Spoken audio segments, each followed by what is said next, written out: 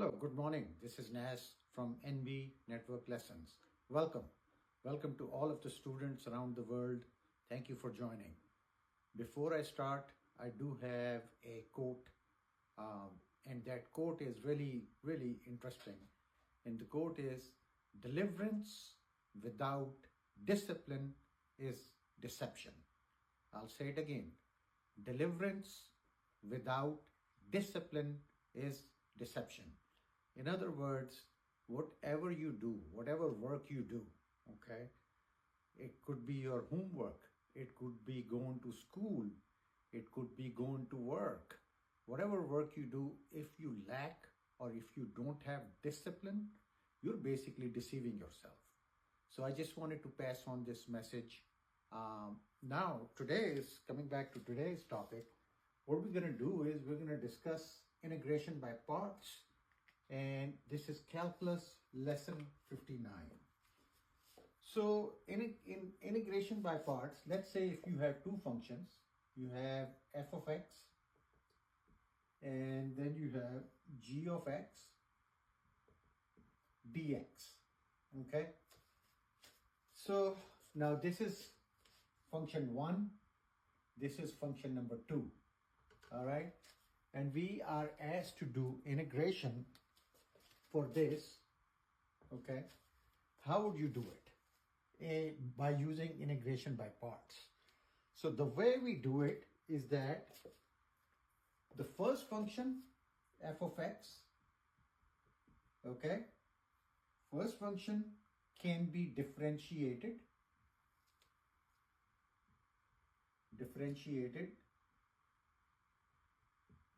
and the second function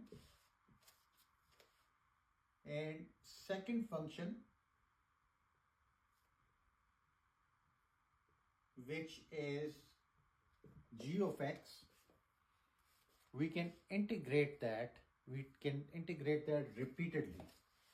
Integrate that, and I'll give you an example in just a second, but let me just write this down.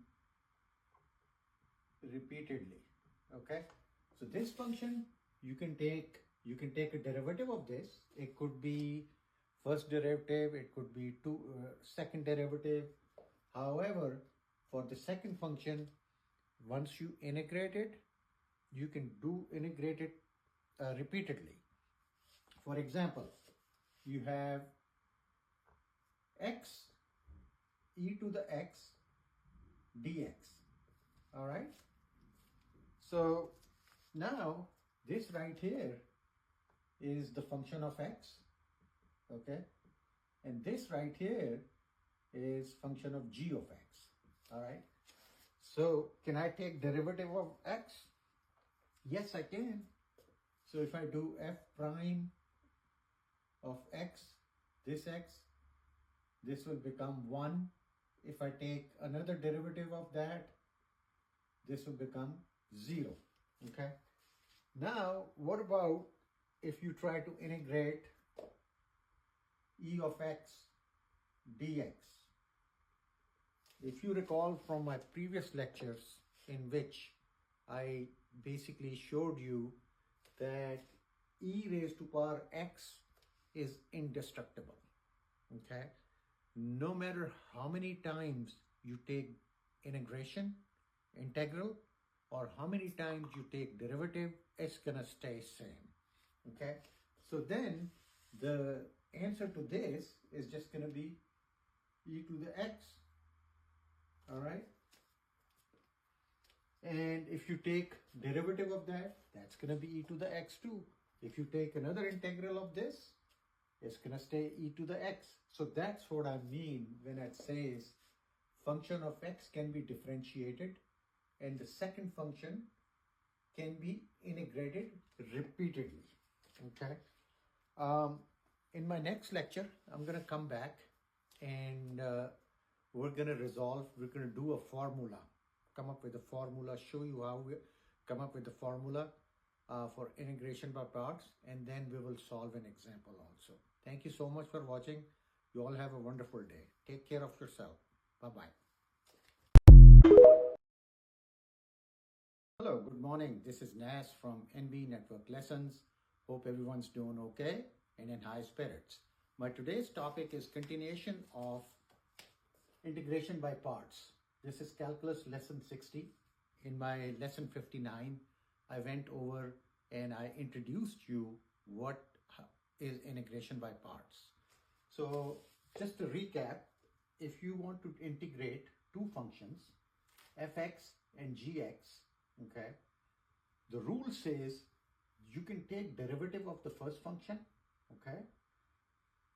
For the second function, you basically, if you take derivative, it's going to be repeatedly same, okay. So that's the key to remember. First function, yes, you can take derivative. Second function, you take derivative and it's going to be same thing again and again and again. And a good example of that is integral of e of x dx, because this is indestructible function, okay. E raised to the power x, you take derivative, you take integral, whatever, the answer is going to be same. So that's why the rule says that this function right here, if you take derivative of that, it's going to be repeatedly same. Now let's look at formula for integration by parts, how we come up with the formula, okay. So let's say you have two functions, you have d over dx, and then you have u and you have v, okay. All right, now if I asked you to take derivative of that, how would you do it? So basically what we have to do is we have to apply the product rule, okay. And the product rule says that you take the first function u, and then you take the derivative of the second function, which is dv over dx, plus you take the the second function, which is v, and you take the derivative of the first one, du over dx. So how's that? Easy peasy, just applied the product rule, okay. Now what we can do is we can try to see if we can simplify this. Well, you see dx on the denominator on all three of them. So I can just cancel these, right? Because in equation, whatever you do on the right hand side, you can do it on the left hand side. So then I'm left with d uv is equal to u times dv plus v times du. Easy peasy, okay.